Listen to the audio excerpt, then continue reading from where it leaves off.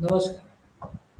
आज आपण पुन्हा नव्याने एक वेगळ्या पद्धतीचा भारताचा इतिहास समजून घेणार आणि ज्याचा जो कोर्स कोड आहे तो आहे BHIC 130. आतापर्यंत आपण प्राचीन भारताचा इतिहास या संपूर्ण सिरीजमध्ये विशेषतः BHIC 105, 103 या सगळ्या याच्यामध्ये आपण भारताचा इतिहास समजून घेतला. आताही आपण भारताचाच इतिहास समजून घेतो, फक्त त्याचा जो कालपट आहे, त्याचा जो कालखंड आहे, तो वेगळ्या पद्धतीचा आहे, की ज्याला आपण खरं तर अर्ली मिडिवल एज किंवा मध्ययुगीन भारताचा इतिहास असं म्हणू शकतो. मागचे काही सीरीज, मागचे काही थीम्स आपण किंवा खंड आपण हे भारतातल्या म्हणजे प्राचीन भारत आणि मध्ययुगीन भारत याचा जो मधला काळ होता, जो स्थित्यंतराचा काळ होता, त्या स्थित्यंतराच्या काळावर वेगवेगळ्या पद्धतीने प्रकाश उचलून टाकण्याचा प्रयत्न केला. ज्यामध्ये त्या काळातलं अर्बनायझेशन म्हणजे शहरीकरण, व्यापारीकरण, कलाकौशल्य, हस्तकला, जातीव्यवस्थेचा उगम आणि इतर बऱ्याचशा असंख्य अशा थीम्स की ज्या या स्थित्यंतराच्या काळामध्ये उभ्या राहिल्या किंवा स्थिर राहिल्या. ओके. म्हणजे त्याच्या संदर्भातच आपल्याला असं दिसून येतं की प्राचीन भारताचा जो कालखंड आहे तो संपत आलेला आहे ही वेगळ्या पद्धतीची लिखित साधनं सुरू झाली. प्राचीन भारतामध्ये सुद्धा काही प्रमाणात लिखित साधनं होती, परंतु ती लिखित साधनं ही पुराणकथा, धार्मिक ग्रंथ इत्यादींच्या संदर्भात जास्त प्रमाणामध्ये डेडिकेटेड होती, की त्या संदर्भात त्याचा आशय तो तशा पद्धतीचा होता. परंतु मध्ययुगीन भारत जेव्हा सुरू होतो, त्या स्थित्यंतराचा काळ जेव्हा सुरू होतो, त्या वेगवेगळ्या पद्धतीचे पॉलिटिकल नरेशन्स किंवा राजकीय कथानक, राजकीय चरित्र, राज्याचा इतिहास इत्यादी इत्यादी गोष्टींवर प्रकाशझोत टाकण्यास सुरुवात झालेली आहे. आणि ही जी काही पारंपरिक कालखंड विभागणीची प्रक्रिया आहे, ज्यामध्ये प्राचीन भारत, मध्ययुगीन भारत, आधुनिक भारत ही खरं तर ब्रिटिशांच्या काळामध्ये ही कालगणना केलेली आहे भारतीय इतिहासाची. त्यामुळे त्या कालगणनेच्या संदर्भात आपण किमान कालपट समजून घेण्यासाठी ही संकल्पना या हे खंड जे मध्ययुगीन, आधुनिक, प्राचीन असा जो कालपट आहे तो समजून तो आपण मान्य करतो. याचा अर्थ त्याच्या पलीकडेही बराचसा इतिहास असतो. या कालखंडाच्या अलीकडे पलीकडे म्हणजे असं म्हटलं जातं की लिखित साधन सुरू झाल्यापासून खऱ्या अर्थाने इतिहास सुरू होतो. ओके. तर त्याच्या पलीकडे विविध घटना, घडामोडी अशा भारतीय इतिहासाच्या संदर्भात असतात, की ज्या कदाचित इतिहासकारांनी व्याख्यांकित केलेल्या गोष्टींच्या फ्रेम किंवा चौकटीच्या पलीकडे जाऊ शकतात. त्यामुळे जसं की जो स्थित्यंतराचा संदर्भ होता तो एका स्थित्यंतराचा कालखंड म्हणूनच गणला गेला. तो पूर्णपणे प्राचीन भारत सुद्धा नव्हता आणि पूर्णपणे मध्ययुगीन भारत सुद्धा त्याला म्हटले गेले होते. कारण प्राचीन भारत संपता आणि मध्ययुगीन भारत उभा राहण्याच्या काळाच्या स्थित्यंतराच्या कालखंडामध्ये त्या थीम्स आपण अभ्यास करतो.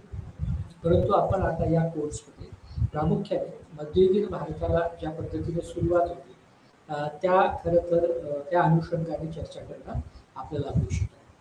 आणि मध्ययुगीन भारत सुद्धा हा प्रामुख्याने 10व्या, 11व्या, 12व्या असा जवळजवळ 100-200 शतकांच्या स्थित्यंतराचा काळ म्हणून त्याच्याकडे बघितलं जातं.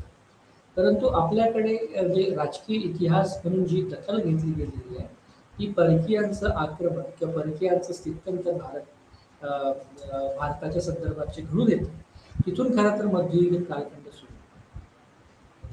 आता हे जे परकीयांचं आक्रमण किंवा स्थित्यंतर आहे पुन्हा पुढे टाकणार आहे. कारण प्राचीन भारतामध्ये सुद्धा अशी आक्रमणं किंवा स्थित्यंतर झाली नाहीत का? म्हणजे दक्षिण सेंट्रल एशियामधून म्हणजे दक्षिण मध्य एशियामधून बरेचशा अशा शक, हूण, कण्व इतर सगळ्या जमाती, वंश हे सगळे आले. परंतु मध्ययुगीन भारताचा इतिहास हा प्रामुख्याने इस्लामच्या स्थित्यंतरापासून मुस्लिम समुदायाच्या, मुस्लिम राजवंशाच्या स्थित्यंतरापासून सुरू होतो. आणि त्यामुळे स्थित्यंतरामधला, आक्रमणांमधला हा एक मूलभूत फरक आपण करतो प्राचीन आणि मध्ययुगीन भारत समजून घेण्यामध्ये. त्यामुळे स्थित्यंतर अगोदरही होती, स्थित्यंतर अगोदरही वेगळ्या पद्धतीने आणि आक्रमणही होती. म्हणजे शकांचं, हुणांचं, कण्वांचं आणि इतर असंख्य अशा विविध मध्य आशियाई समूहाचं वांशिक गटांचं स्थित्यंतर, काही बाबतीत आक्रमण ही मथुरा, उत्तर भारताच्या काही पट्ट्यामध्ये, नॉर्थ वेस्टर्न प्रोव्हिन्सेस या भागात आपल्याला आढळून येतं. परंतु हा जो कालखंड आहे या कालखंडामध्ये पहिल्यांदा मोठ्या प्रमाणामध्ये मुस्लिम आक्रमण आणि मुस्लिम पद्धतीची स्थित्यंतर ही इतर आशियाई, गल्फ आणि इतर महत्त्वाच्या जागतिक भूप्रदेशातून आलेले स्थित्यंतर म्हणून आपल्याकडे गणले जाते. तिथून पुढचा कालखंड हा खऱ्या अर्थाने मध्ययुगीन कालखंडाची सुरुवात गणली जाते. आता मध्ययुगाबद्दल बरेचसे चर्वित चर्वण, बऱ्याच इतिहासकारांचे मतभेद आणि बऱ्याचशा काही कुप्रथा आणि काही विशिष्ट पद्धतीच्या गोष्टींची वाणवा आपल्याला दिसते. आणि हा जो काही पगडा आहे तो खरं तर युरोपियन इतिहासाच्या म्हणजे मध्ययुगीन युरोपीय इतिहासाच्या प्रक्रियेतून जागतिक इतिहासावर त्याने प्रभाव पाडला.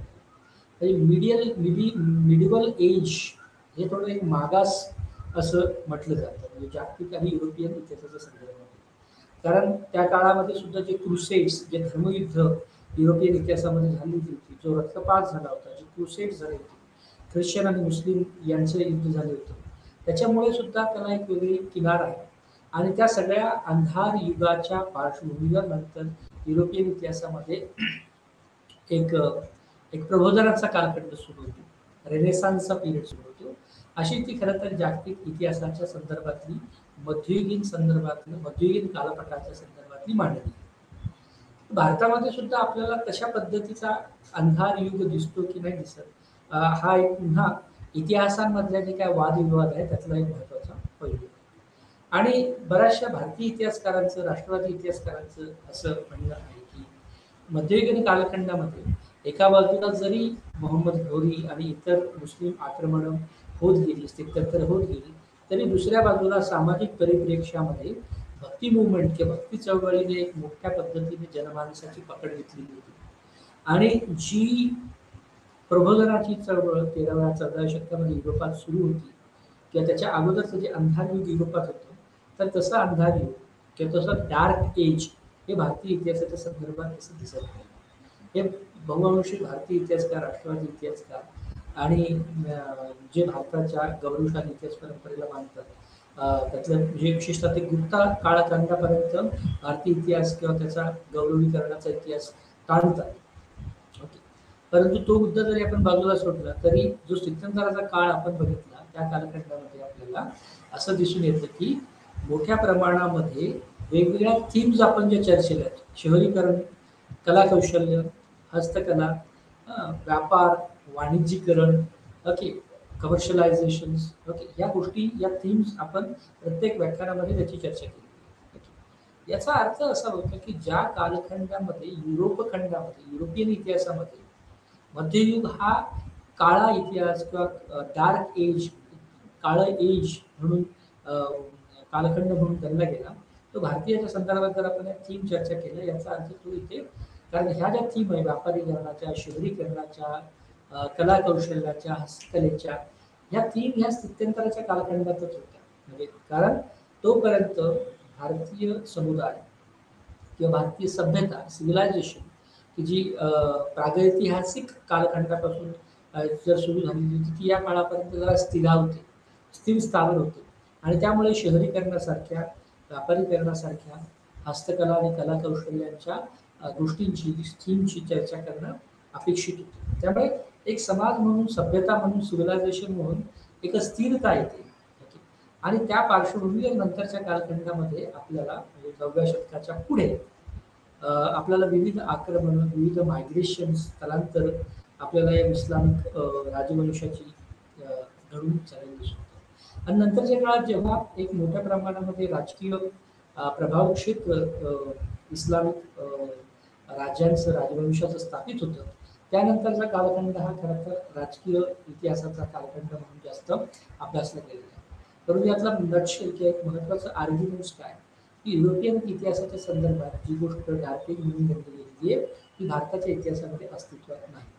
युरोपियन इतिहासामध्ये जी 13व्या-14व्या शतकामध्ये पुनरुत्थानाची चळवळ उभी राहते, त्याच कालखंडामध्ये तर त्याच्याही आसपासची पार्श्वभूमी त्याची जर बघता तर भारतामध्ये सुफी चळवळ, भक्ती चळवळ ह्या एक वेगळ्या पद्धतीने सामाजिक प्रतिगामित्वाच्या विरोधात ताशेरे ओढणाऱ्या आणि वेगळ्या पद्धतीने धर्माच्या पलीकडे समाज म्हणून एक घटक पंथ म्हणून समजणाऱ्या अशा चळवळी होत्या.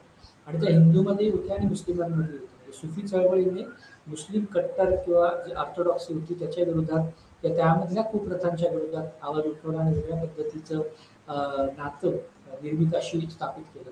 तसं भक्ती चळवळीमध्ये सुद्धा ज्या over the period of time किंवा कालखंडाच्या नंतरच्या काळामध्ये ज्या कुप्रथा हिंदू परंपरांमध्ये समाज रचनेमध्ये आल्या होत्या त्याच्यावर प्रहार म्हणजे ज्या विषमतावादी गोष्टी आहेत त्याच्या विरोधात भक्ती चळवळ उभी राहिली आणि ईश्वर आणि माणूस याच्यामध्ये कुठलाही बडव्यांची किंवा कुठल्याही मध्यस्थांची गरज नसून प्रत्येक माणूस जर त्याने प्राण कष्ट इमानाने जर त्याचं काम केलं आणि भक्ती केली तर तो कुठल्याही स्थानावर असला तर त्याची भक्ती त्या देवापर्यंत पोहोचू शकते. त्याला कुठल्याही मिडिएटरची त्याला कुठल्याही मंदिराची गरज नाही. अशा पद्धतीचं प्रखर भाष्य तत्कालीन सामाजिक रचनेचं समीक्षा म्हणून भक्ती चळवळीने आणि सुफी चळवळीने उभं केलं. त्यामुळे खरं तर हा एक मोठा पट किंवा एक मोठी पार्श्वभूमी आहे मध्ययुगीन कालखंड एक समग्रतेने समजून घेण्यासाठी. आणि या कोर्स कोड BHIC 133 मधलं हे आपलं पहिलं इंट्रोडक्टरी लेक्चर असल्यामुळे ही संपूर्ण पार्श्वभूमी समजून सांगणं की संपूर्ण पार्श्वभूमीची चर्चा करणं अपेक्षित आहे. कारण त्याशिवाय आपल्याला भारताचा मध्ययुगीन इतिहास हा जगाच्या मध्ययुगीन इतिहासापेक्षा आणि प्रामुख्याने युरोपियन मध्ययुगीन इतिहासापेक्षा वेगळा कसा आहे हे अधोरेखित होणं. आणि ते अधोरेखित करणं एवढ्यासाठी गरजेचं आहे कारण मध्ययुगीन किंवा युरोपियन इतिहासाच्या जे साक्ष आहे त्याचा जगावर वेगळ्या पद्धतीने प्रभाव आणि परिणाम आहे.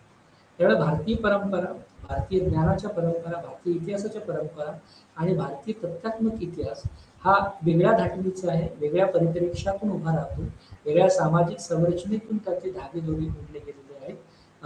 हे समजून घेणं सुद्धा तितकेच महत्त्वाचं आहे.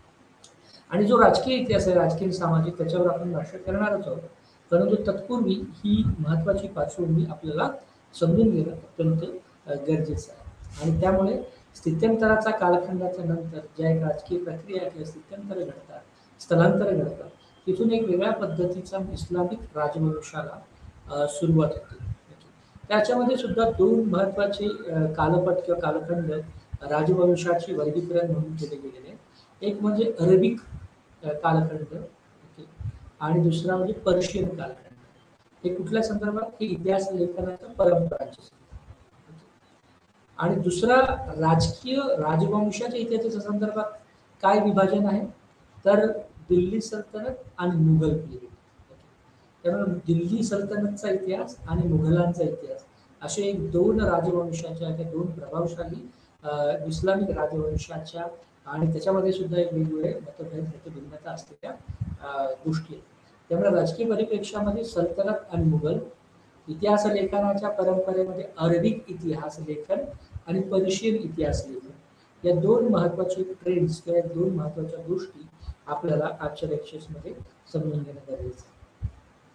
त्यामुळे आपण खऱ्या अर्थाने समजून घेतोय कोर्स कोड BHIC 133.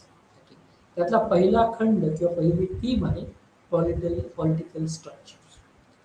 त्यामुळे या संपूर्ण खंडामध्ये जे काही 4 ते 5 युनिट आहेत त्या संपूर्ण युनिट किंवा विभागामध्ये आपण मध्ययुगीन कालखंडाची सुरुवात होतानाच राजकीय संरचना भारताची किंवा या भूप्रदेशाची नेमकी कशी होती ओके ते समजून घेण्याचा प्रयत्न करणार.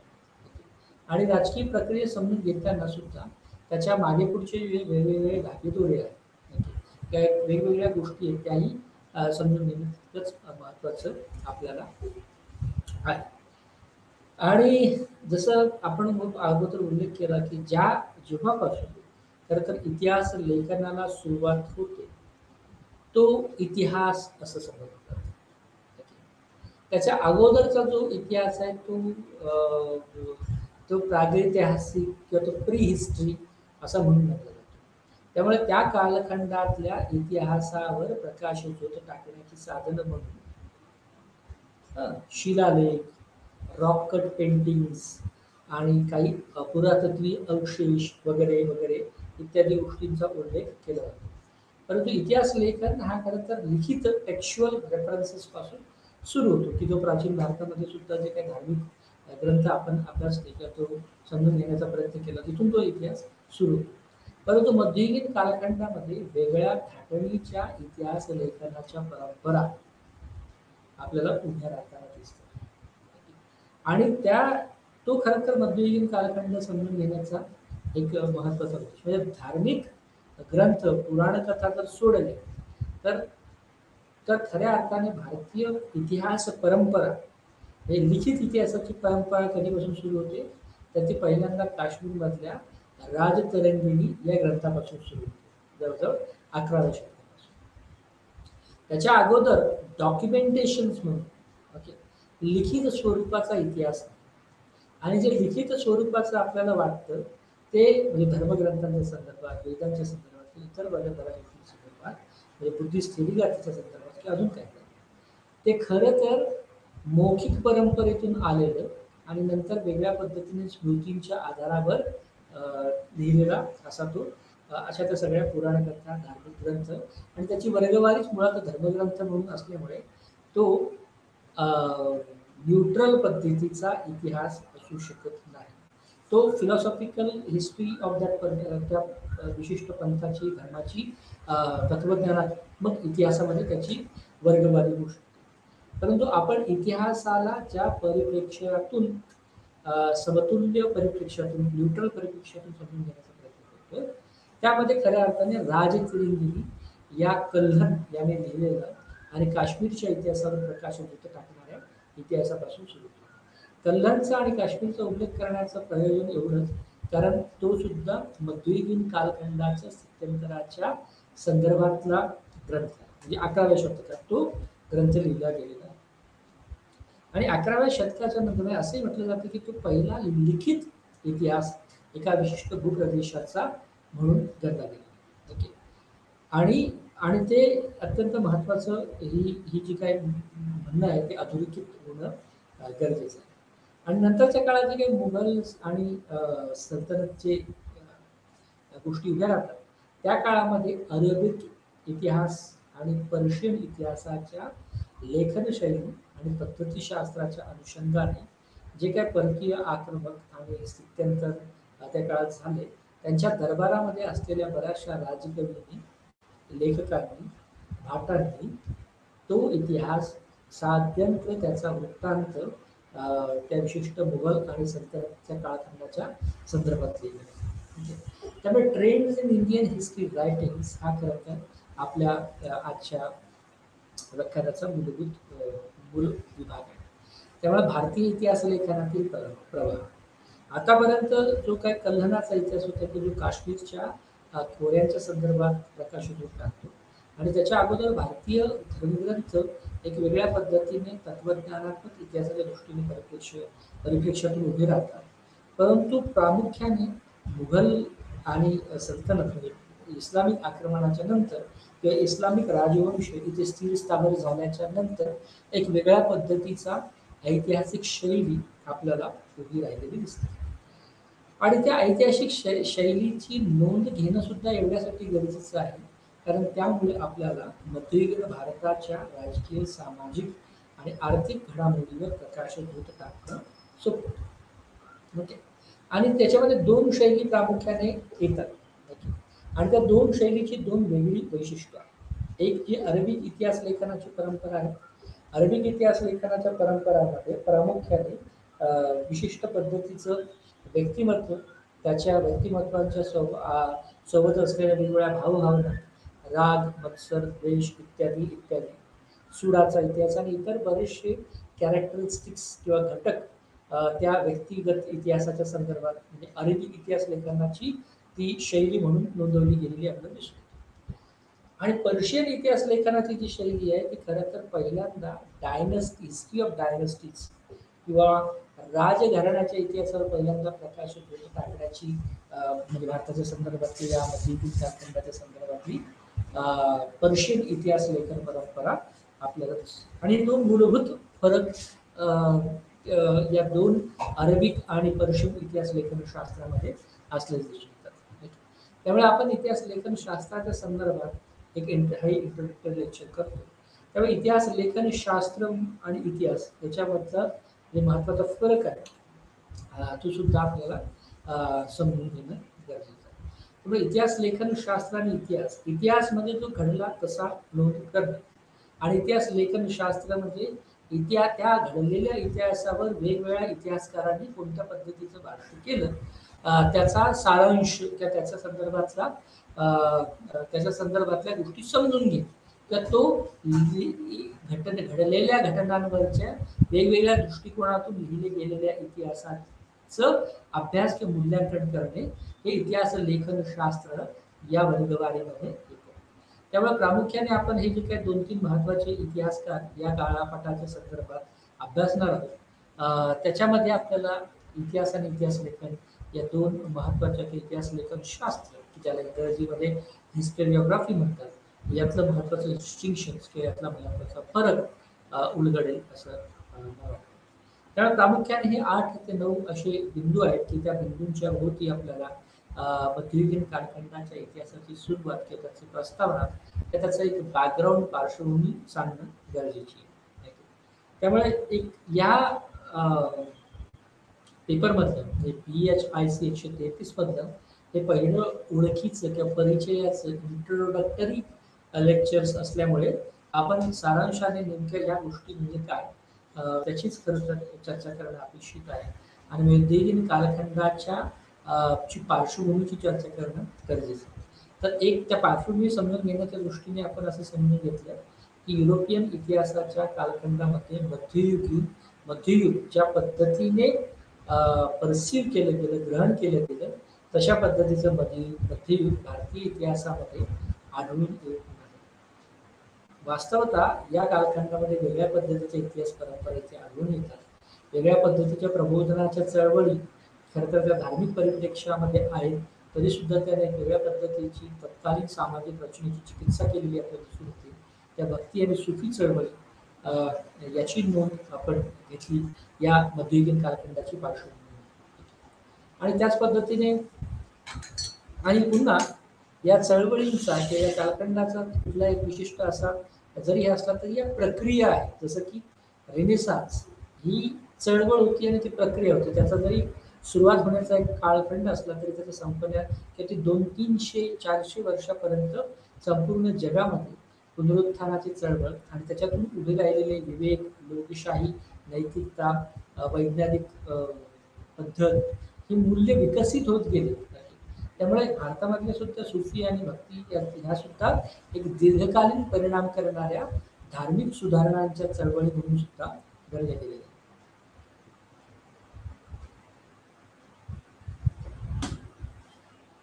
त्यामुळे मध्ययुगीन भारताच्या इतिहासाची हे दीर्घ प्रस्तावना किंवा दीर्घ पार्श्वभूमी समजून घेतल्याच्या नंतर आपण जो आजच्या संदर्भातला इतिहास लेखनाचा कालपट आहे इतिहास लेखन आहे त्याच्यात विविध प्रवाह आहेत ते समजून घेण्याच्या दृष्टीने या 8 ते 9 बिंदूंच्या भोवती चर्चा.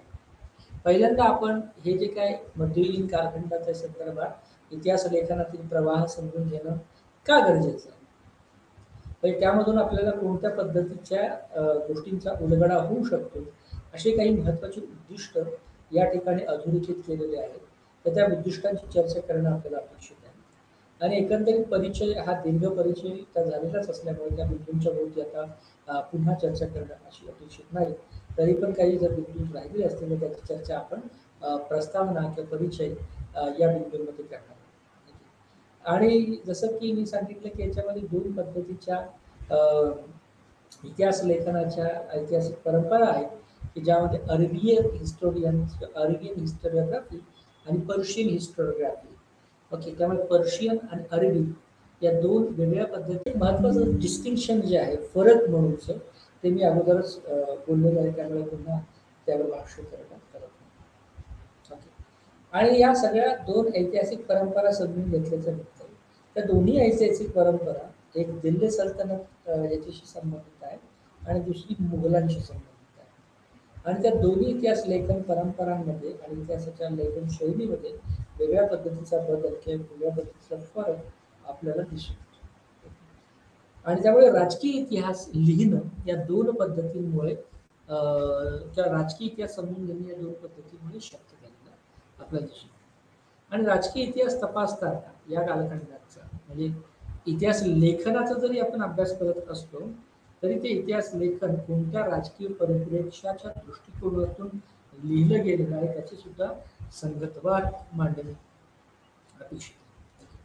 कारण आपण दिल्ली सल्तनत आणि त्यानंतर उदयाला आलेला मुघल कालखंड या या या कालपटावर कोणत्या पद्धतीचे इतिहासकार मग ते ते स्वतंत्र इतिहासकार होते, ते राजाश्रयी इतिहासकार होते, ते दरबारातील कवी होते किंवा कोण होते आणि त्यांनी नेमकं कोणत्या पद्धतीचं ची संहिता लिहिल्या की ज्या नंतरच्या काळात इतिहास म्हणून गणल्या गेल्या किंवा इतिहासाचा स्रोत म्हणून गणल्या गेल्या याची चर्चा करतात. त्याचबरोबर काही स्मृती म्हणजे त्यामुळे मेमरी म्हणजे हिस्टॉरिकल मेमरीज ह्या सुद्धा महत्त्वाच्या असतात की जुना जो इतिहास आहे तो स्मृतींच्या आधारावर मेमरीजच्या आधारावर लिहिला गेलेला असतो, मांडला गेलेला असतो.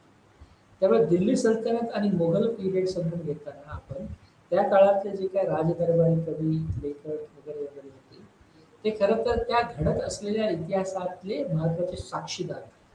त्यामुळे त्यांच्या इतिहासाला एक वेगळ्या पद्धतीचं प्रभाव किंवा ऑथेंटिसिटी प्राप्त होते.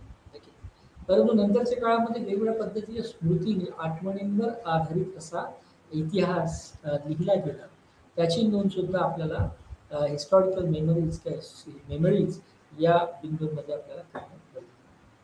आणि मेमरीज ह्या सुद्धा इतिहास लिखाणाच्या इतिहास परंपरा किंवा तो इतिहास उलगडण्याच्या ची पद्धत असू शकते. याचा उलगडा आपण ऐतिहासिक स्मृती समजून घेताना करतो.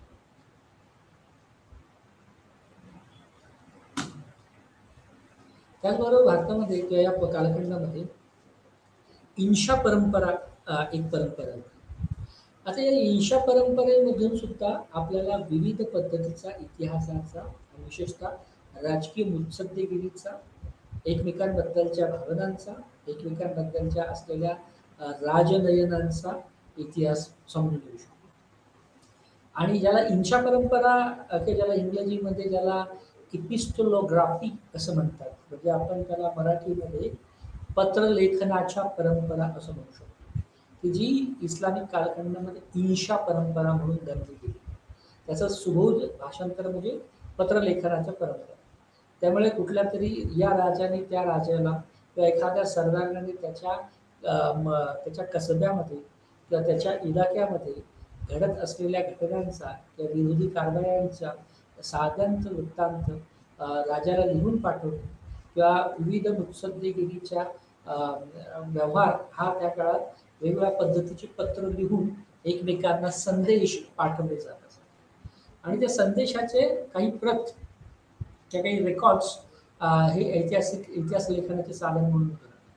त्या इतिहास लेखन म्हणजे त्या पत्रांमधून आपल्याला त्या दोन भूप्रदेशांमध्ये किंवा एकाच राजवंशाच्या अंतर्गत स्थानिक पातळीवर आणि केंद्रीय पातळीवर कोणत्या पद्धतीच्या विचारांची आणि कुठल्या पद्धतीच्या मुद्द्यांच्या चर्चांची देवाणघेवाण होते याचा उलगडा आपल्याला या पत्रलेखनाच्या परंपरांतून ते इंशा परंपरांतून होऊ शकतो.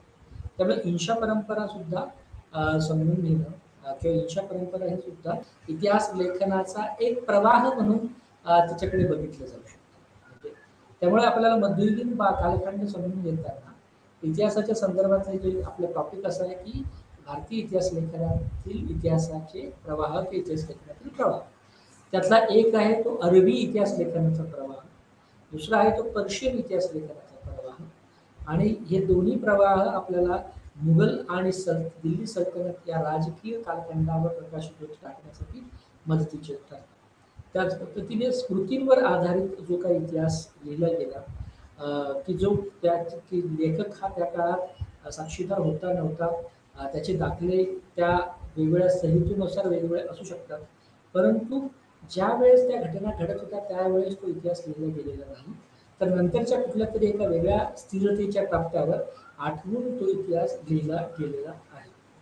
आणि त्याच पद्धतीने इंशा परंपरांमध्ये ही सुद्धा एक इतिहासाच्या लेखनाचा प्रवाह म्हणजे ही पत्र जरी इंटरपर्सनल असते, व्यक्तिगत स्वरूपाची काही ठिकाणी भाषेत असते, तरी या कालखंडामध्ये या सगळ्या पत्रांचे आशय हे राजकीय भाषे होते. त्यामुळे सगळे पत्र जी आहेत ती राजकीय सामाजिक या आशयाने भारलेली किंवा भरगच्च भरलेली अशी ती पत्र आहे. त्यामुळे व्यक्तिगत पत्र जरी असली तरी त्याचा आशय हा सामाजिक आणि राजकीयच आहे.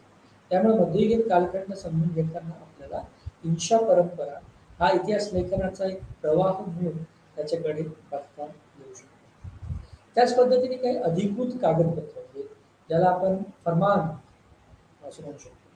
फरमान हे सुद्धा एक अधिकृत कागदपत्र आहे, कारण एका विशिष्ट राजवंशाने त्याच्या राजकारभाराच्या संदर्भात सोडलेला एक आदेश, की ज्याला वर्तमानकारी भाषेमध्ये आपण सर्क्युलर परिपत्रक असंही म्हणू शकतो.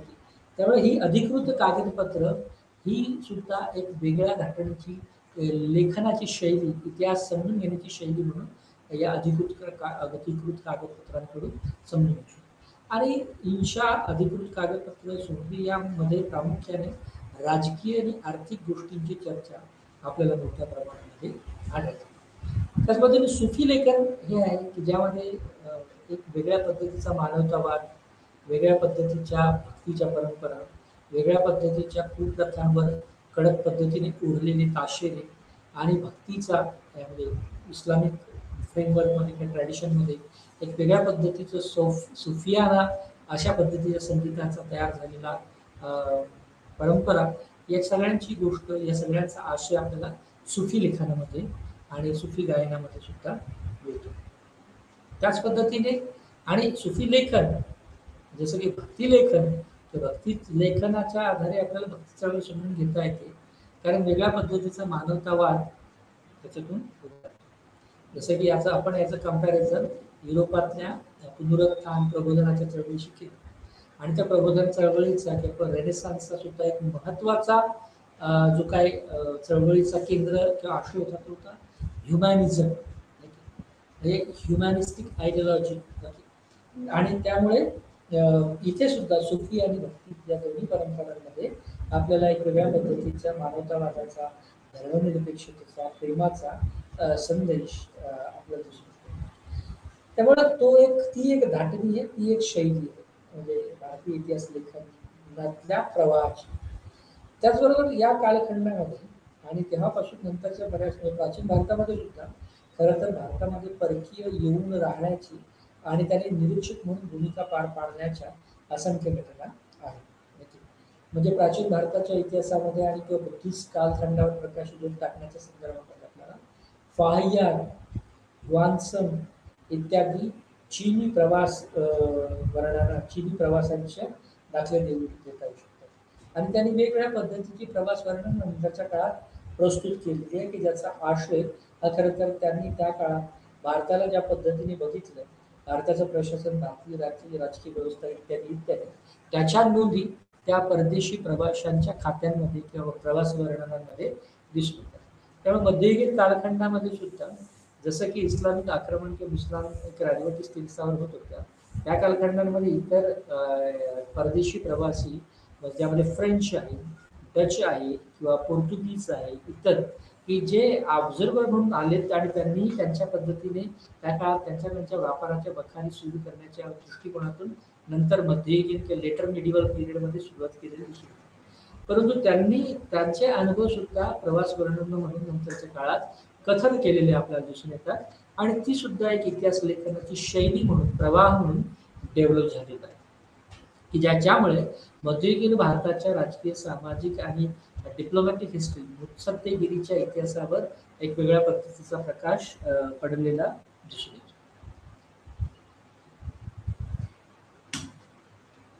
जसं आपण मुघल दिल्ली सल्तनतीला बघतोय, आणि मुघल आणि दिल्ली सल्तनतचा जो भौगोलिक आवाका आहे तो सुद्धा एका विशिष्ट प्रदेशाशी संबंधित आहे.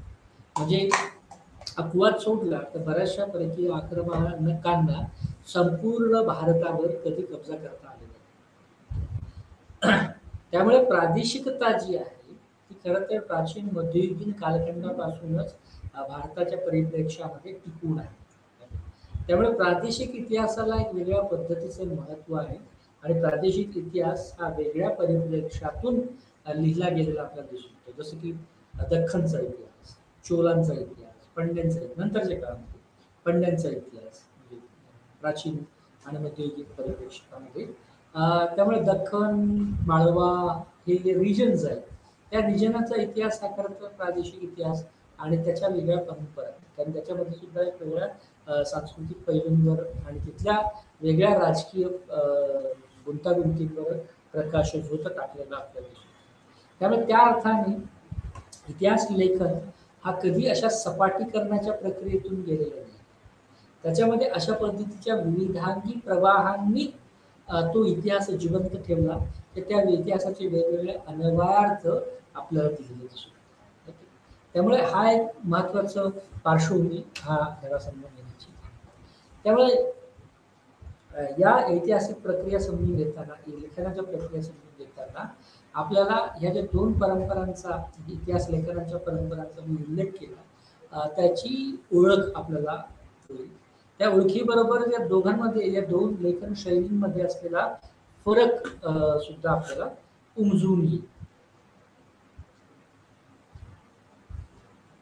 त्यामुळे आपण हा धडा समजून घेताना जे उद्दिष्ट अधोरेखित केले ते हे की यातून आपल्याला अरबियन आणि पर्शियन इतिहास लेखनाची शैली समजेल आणि भारतामध्ये अरबी आणि पर्शियन इतिहास लेखन परंपरांच्या प्रभावातून कशा पद्धतीच्या ऐतिहासिक नोंदी किंवा ऐतिहासिक लेखन केलं गेलं याची सुद्धा आपल्याला साखळ काढता येईल.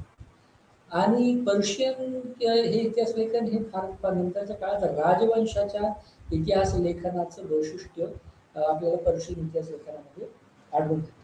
त्यामुळे राजवंशाचा इतिहास म्हणजे डायनेस्टिकचा हिस्ट्री हा कसा लिहिला गेला, नंतर जे काही क्रॉनिकलर्स होते म्हणजे की जे क्रमवारपणे इतिहासाची नोंद ठेवत होते किंवा क्रॉनिकलर्स म्हणूनच त्याची नोंद आपल्याला दिसते, तर त्यांनी राजकीय इतिहास हा कसा जेनोलॉजिकल ट्रेंड्समध्ये सेट केला आहे याची आपल्याला माहिती आपल्याला मिळते.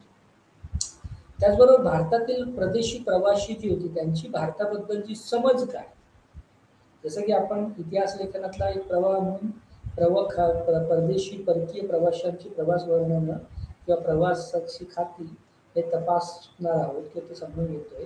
याचा अर्थ त्या काळामध्ये त्या परदेशी प्रवाशांनी भारताबद्दल किंवा या काळातल्या सामाजिक राजकीय प्रकल्पाबद्दल काहीतरी निरीक्षण नोंदवलेलं आहे. त्यामुळे ते निरीक्षण नोंदवताना त्यातली भारताबद्दलची त्यांची समज काय, ती समज सुद्धा आपल्याला याच्यातून उलगडून त्याचा उलगडा होईल. मालफुजत ह्या सुद्धा एक साहित्यिक परंपरा आहे. साहित्यामधली एक परंपरा आहे. साहित्य म्हणजे या काळात वेगळ्या पद्धतीचे डेव्हलप झालेलं, विकसित झालेलं आपल्याला दिसून येतं. त्यामुळे साहित्य मालफुजत या साहित्य प्रकाराची ओळख करून घेणे हे सुद्धा एक महत्त्वाचं उद्दिष्ट आहे. आणि इंशा जसं की पत्रलेखन, ही पत्रलेखन परंपरा कधीच परिपूर्ण अशी नव्हती, ती हळूहळू कालांतराने विकसित होती. त्यामुळे त्याचे विकसित होण्याचे जे विविध टप्पे आहेत त्या इंशा परंपरेचे, ते इंशा परंपरेचे विविध टप्पे समजून घेणे सुद्धा एक महत्त्वाचं किंवा मूलभूत वैशिष्ट्य या लेखनाचे किंवा व्याख्यानाचे.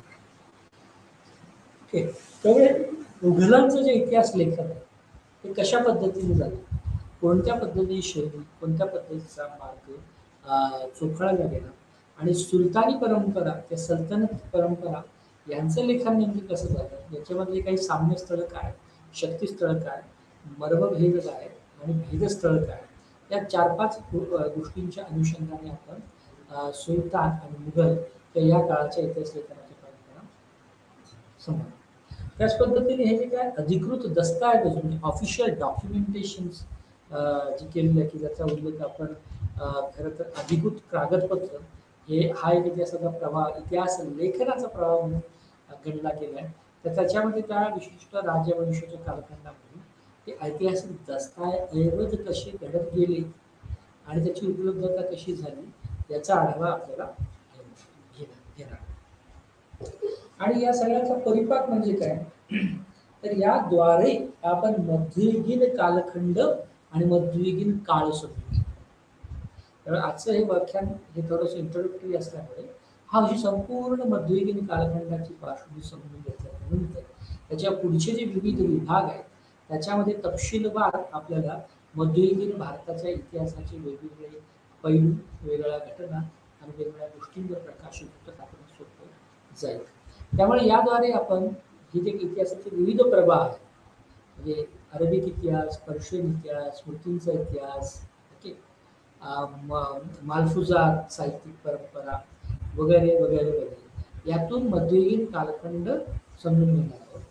आणि युरोपियन लोकांचं जे काही आगमन किंवा परकीय आक्रमण किंवा परकीय प्रवासी, त्यांचं भारताबद्दलची समज आणि या मध्ययुगीन कालखंडावर आणि त्या पर्यायाने भारतीय इतिहासावर आणि इतिहास लेखन प्रवाहावर त्यांचा कशा पद्धतीने प्रभाव पडला याची सुद्धा नोंद आपण घेणार आहोत. आणि या सगळ्याचं अत्यंत महत्त्वाचं म्हणजे याद्वारे आपण मध्ययुगीन इतिहासकार, जे ठळक इतिहासकार, प्रमुख इतिहासकार म्हणून जे गणले गेले, ते नेमके कोण होते, काय होते, याची सांगड आपल्याला.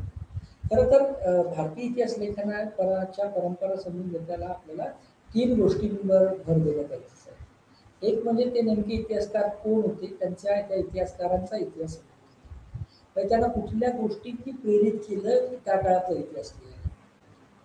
दुसरं म्हणजे त्यांनी काय लिहिलं, त्या लिखाणामागचा उद्देश काय होता, म्हणजे त्यांनी कुठल्या तरी गोष्टीचं जतन करण्यासाठी लिहिलं की त्याच्यातून त्यांना एक वेगळ्या पद्धतीची प्रसिद्धी मिळेल याचा हव्यास त्यांना होता, त्यासाठी लिहिलं. त्याचं पॅट्रोनेज काय, म्हणजे त्यांना राजश्रय मिळाला होता की राजश्रय मिळाला नव्हता, ते जे काही लिहित होते म्हणजे राजकीय परिप्रेक्षामध्ये जर समजा ते वादग्रस्त असेल तर त्यांना कोणाचे संरक्षण मिळाले, कुणाचा राजश्रय मिळाला, की त्यांनी फक्त पुरस्कारासाठी ते लेखन केलं, किंवा काहींनी आपल्या वंशजांचा गौरवशाली इतिहास याची नोंद व्हावी, याचं जतन केलं जावं म्हणून दिलं. अशा वेगवेगळ्या प्रेरणा मिक्स पद्धतीने वेगवेगळ्या कालखंडाच्या इतिहासकाराच्या संदर्भात लागू असू शकतो. परंतु यातून आपल्याला या बिंदूंची चर्चा करत भारतीय इतिहास लेखनाचा प्रवाह समजून घेतला. आणि तिसरा इतिहास लेखनाची शैली किंवा वैशिष्ट्य म्हणजे या काळामध्ये देव ते धार्मिक वर्चस्वाच्या परिप्रेक्षामध्ये इतिहास लेखन होते. म्हणजे हे जे काही सगळं राजकारण किंवा सगळ्या राजकीय सामाजिक घडामोडी स्वरूप रचना याची उलथापालथ होती, ते केवळ त्याला कुणीतरी कारणीभूत आहे म्हणून नाही, तर साक्षात दैवी स्पर्श त्याला होता.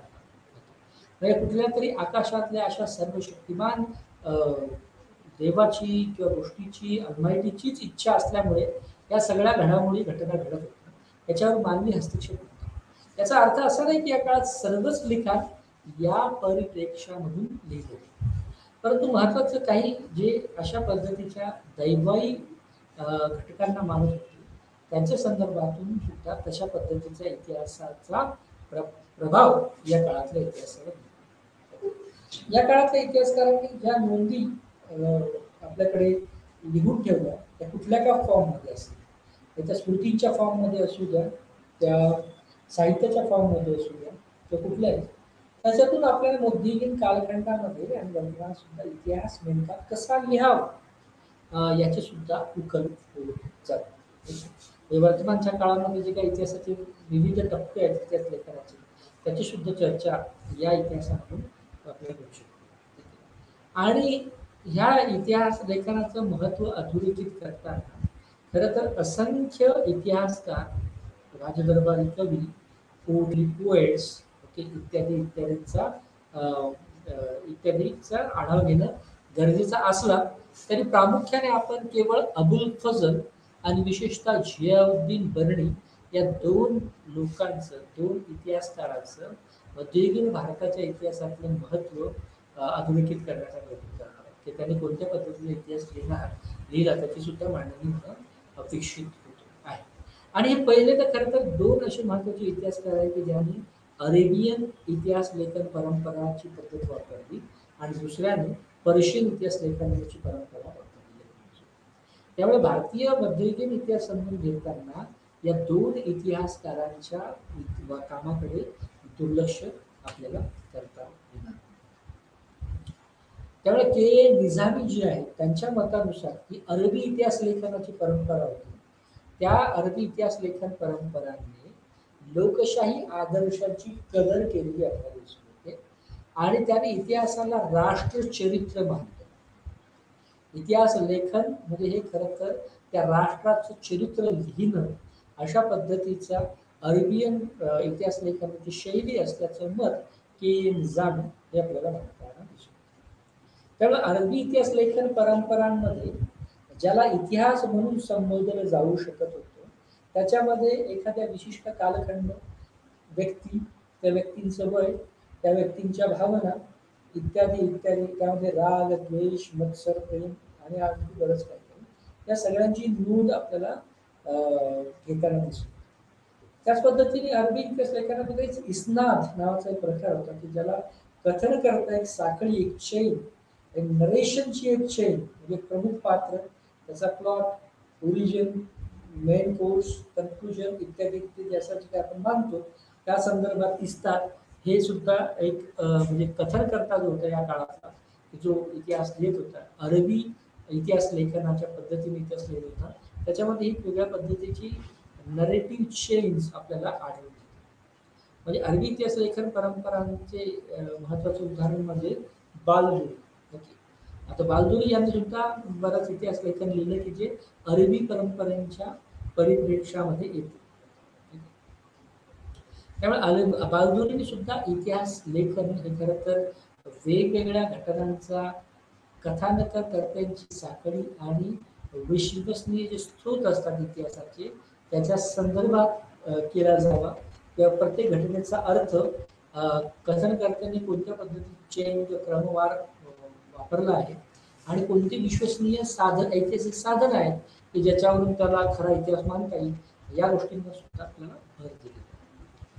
अल मसुदी हे सुद्धा या कालखंडामध्ये म्हणजे इसवी सन 956 ते 57 या कालखंडामध्ये महत्वाचा ऐतिहासिक संहिता लिहितात. इतिहास अल मसुदींचं एक महत्वाचं वैशिष्ट्य म्हणजे खरं तर ते इतिहासाची ओळख मध्ये तशीच ओळख करून देतात, परंतु ते भूगोल या विषयाला कमी देतात.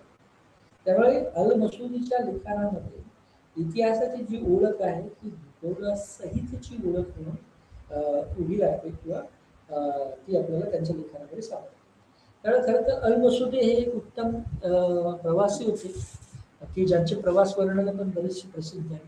त्याने प्रत्यक्ष भारताला, श्रीलंकेला भेट दिली होती आणि त्याच्या प्रत्यक्ष भेटीमध्ये विविध जे निरीक्षणं त्यांनी केली, त्याचं मांडणी, त्याचं स्वरूप नंतर प्रकाशित झालेलं आहे.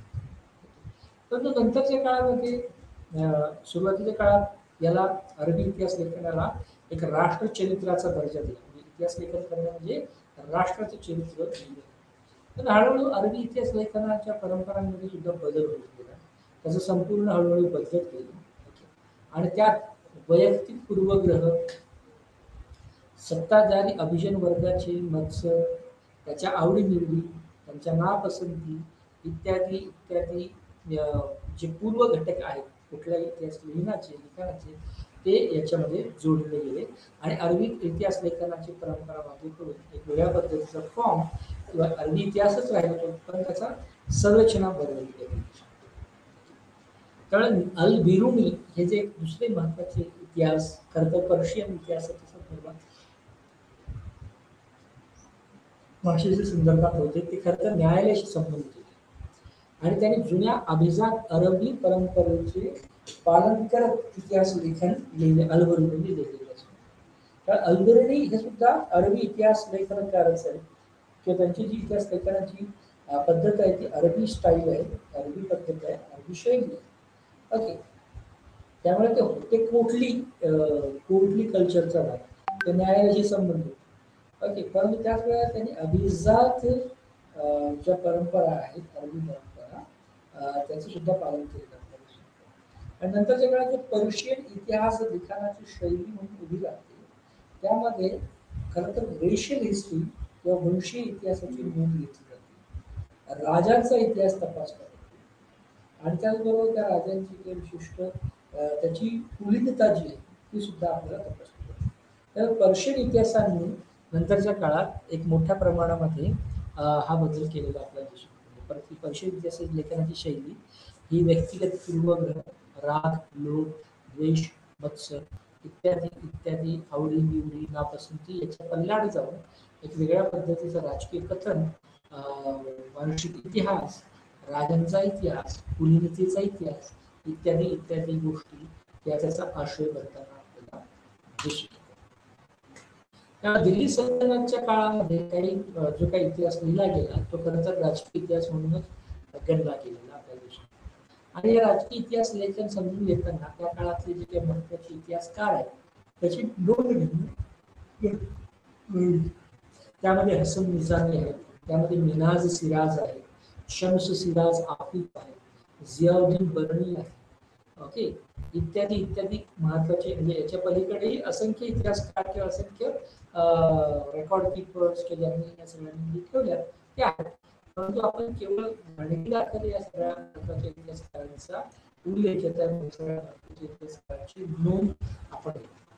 आणि दिल्ली सल्तनतचा कालखंड समजून घेताना आपल्याला हसन निजामी, मिनाज सिराज, शमसी आफिफ आणि जियाउद्दीन बर्नी या चार महत्वाच्या इतिहास लेखकांनी नोंद केली. त्यांचं त्यांच्या लिखाणातून दिल्ली सल्तनतच्या इतिहासावर प्रकाश टाकलेला दिसतो.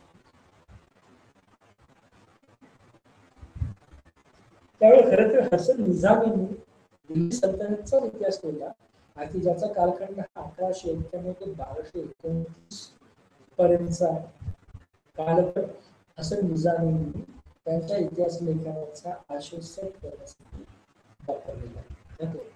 त्यामुळे हसन निजामी यांनी कुठला ग्रंथ लिहिला नाही, त्यांनी ताजुल मासी आणि फकरे मुदब्बीर, आदाबुल हरब व शाइजा या तीन महत्वाचे ग्रंथ लिहिले की त्यातून आपल्याला दिल्ली सल्तनत विशेषतः 1191 ते 1229 पर्यंतचा इतिहास त्यामध्ये ज्ञात.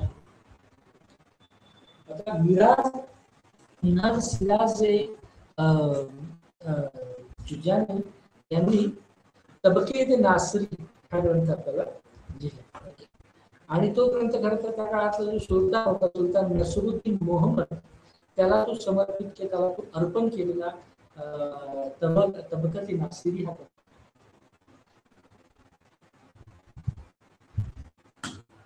रोसेंथल या तबकेत नासिरीचं वर्गीकरण एक वंशवादी इतिहास म्हणून करतो. त्याचबरोबर अमीर खुसरू दिल्ली सल्तनतच्या काळामध्ये की ज्याने तुघलक नामा हा ग्रंथ लिहिला. अमीर खुसरू हा पहिला महत्वाचा तुघलकाच्या काळातला महत्वाचा कवी, राजकवी म्हणून तो गणला गेला आणि भारतीय साहित्य क्षेत्रातला सुद्धा प्रथम दर्जाचा कवी म्हणून त्याला मराठी साहित्यामध्ये किंवा भारतीय साहित्यामध्ये गणलं जातं. तेव्हा त्याने तुघलक नामा ग्रंथ लिहिला की जो खरं घियासुद्दीन खिलजीच्या विजय उत्सवावर त्याचा खरं तर प्रकाश झोडतो आहे. आता शम्स सिराज आफिफ याने तारीख फिरोज शाही हा ग्रंथ लिहिला की जो खरं तर फिरोज शाह हा जो दिल्ली सल्तनतच्या कार्यकाळातला राजा होता त्यात या फिरोज शाह या तुघलकाच्या कारकिर्दीचं वर्णन आपल्याला तारीख फिरोज शाहीमध्ये आहे. आणि तो सुद्धा विस्तृत असा ग्रंथ आहे की जो जवळजवळ 2-3 खंडांमध्ये तो प्रकाशित झाला. आता तो प्रामुख्याने तो 5 भागांमध्ये आणि 18 मुकद्दम्स मध्ये विभागला गेलेला आहे.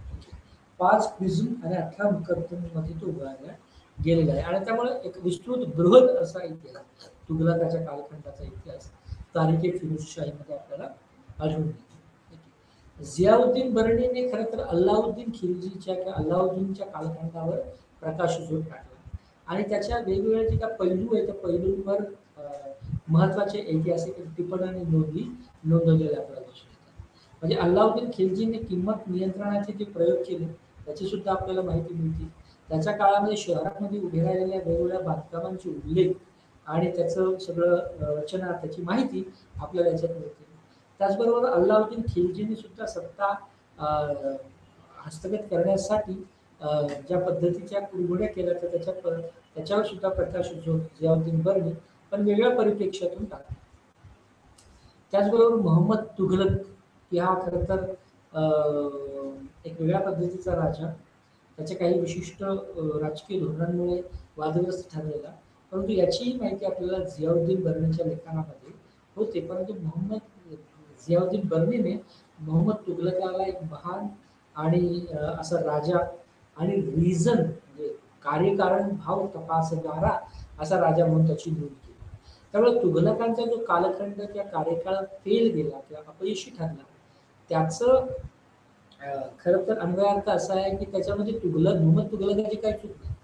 तर त्या काळातली जनताच ही इररॅशनल, अतार्किक, की जी कार्यकारण भावाच्या संदर्भात काही अनाडी होती. त्यामुळे ते खरं तर त्याची ज्या काही सगळ्या धोरणं होती, ती धोरणं लयास गेली आणि त्याच्यातून ऱ्हास झाला.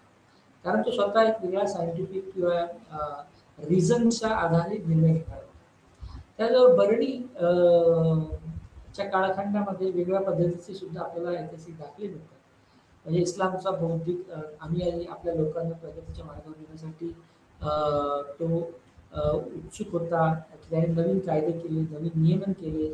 या सगळ्यांची म्हणजे मोहम्मद तुघलकांच्या संदर्भातली माहिती आपल्याला जियाउद्दीन बर्वेच्या याच्यामध्ये मिळते. मुघलांचा जो इतिहास आहे त्याच्यामध्ये झैन खान, ओके, अकबराचे तारीखे अल्फी, ओके, इत्यादी, जहागीराचा कालखंड, शहाजहानाचा कालखंड, त्याच्यावर जे विविध ग्रंथ, याची माहिती आपल्याला राजकीय मुघलांचा राजकीय इतिहास. त्यामुळे मुघल कालखंडामध्ये झैन खान याने प्रकाशित केलेला तुझे बाबरी पासून सुरू झालेला तर झैन खान हा खरं तर मुघल कालखंडाचा इतिहास आहे. आणि क्वाईट मीरचे त्याचबरोबर दुसरा क्वाईट मीर ज्याचं कानूनी हुमायून, ते तारीखे शाह आलम, मुन्नालाल, विशाल क्रॉनिकल्स इत्यादी इत्यादी गोष्टी आपल्याला या दुसऱ्या संहितांमध्ये दिसून येतात. त्याचबरोबर अकबर जो होता त्याने तारीख अल्फीची नियुक्ती खरं तर इस्लामी सहस्त्राब्दीच्या स्मरणार्थ केली होती. ओके, कधी 632च्या काळात.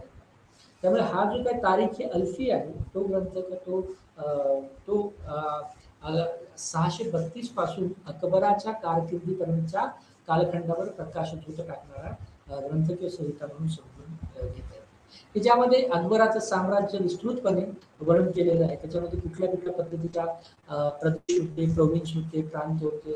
उदाहरणार्थ त्याच्यामध्ये 32 कसबा असल्याचे उल्लेख होते आहेत. 120 शहर अकबराच्या कालखंडामध्ये होती आणि या सगळ्यांची म्हणजे 3200 कसब्यांची आणि 120 शहरांची इत्थंभूत माहिती किंवा तथ्यात्मक इतिहास लिहिण्याचा खरं तर त्याचा कारकिर्दीमध्ये मुजमल खान याने इक्बालनामा लिहिला. इक्बालनामा हे जहागिरीचं संकल्प आणि ते सुद्धा जवळजवळ 3 कालखंडामध्ये प्रकाशित झाले किंवा त्याच्या 3 कालखंडामध्ये आणि त्याच्यावर जहागिरीच्या कालखंडामध्ये या मुघलांच्या कालखंडामध्ये त्याचा प्रकाश सुरू होता. शहाजहानने सुद्धा आपल्या कारकिर्दीचा अधिकृत इतिहास लिहिण्याची विशिष्ट शैलीचा प्रयत्न केला. त्यामुळे अबुल फजल हा एक महत्वाचा इतिहासकार या कालखंडामध्ये आपल्याला दिसून येतो. कारण शहाजहानने अबुल फजलची याची नियुक्ती मोहम्मद अमीन काझवीची याची प्रथम नियुक्ती हा संपूर्ण इतिहास लिहिण्यासाठी केलेली होती. त्यामुळे त्याचा जो ग्रंथ आहे आलमगीर नामा, तो सुद्धा आपल्याला विविध पद्धतीचे तपशील उपलब्ध करून देतो. जसं की बंगालचा इतिहास, त्यामध्ये मीर जुमलाचं जे काय प्रकरण होते, आसामवरचं आक्रमण, चितगावचा विजय, शाहिस्ते खान इत्यादी इत्यादींच्या ज्या ऐतिहासिक घटना घडल्या त्या, आणि नंतर औरंगजेबाने जो अधिकृत लेखनाचा जो प्रकल्प होता तो खरं तर या नंतर बंद केलेला आपल्याला दिसतो. आणि त्या बंद केल्याच्या नंतर अबुल फजल याचा उदय होतो. खरं तर तो फैजीचा धाकटा भाऊ होता आणि महान विद्वान त्या काळातला शेख मुबारक याचा अबुल फजल हा मुलगा होता की जो नागौरी जे त्या साम्राज्याचा संदर्भात होता. त्यामुळे अबुल फजलच्या संदर्भात सम्राट अकबर हा एक बुद्धिवादी आणि उदारमतवादी विचारवंत होता. आणि 1574 मध्ये एका वर्षात तो अबुल फजल हा अकबराच्या दरबारात दाखल झाला होता. त्याने त्याच्या अगोदरच अकबराने इबादतखाना हा सर्वधर्मीय किंवा विविध ज्ञानाच्या क्षेत्रामध्ये चर्चा करण्याचा एक प्लॅटफॉर्म म्हणून इबादतखाना उभा केला होता. आणि त्याच्यानंतर अकबरनामा, सुरुवातीला ऐने अकबरी वगैरे वगैरे अशा पद्धतीची सुद्धा महत्वाची ग्रंथ की ज्यामध्ये अकबराच्या काळातले सांख्यिकी खाते, त्याचे महत्वपूर्ण काम, आणि म्हणून अबुल फजलने अकबराला एक वेगळ्या पद्धतीने त्याची प्रशंसा त्याच्या लिखाणामध्ये केलेली आपल्याला दिसून येते. धन्यवाद.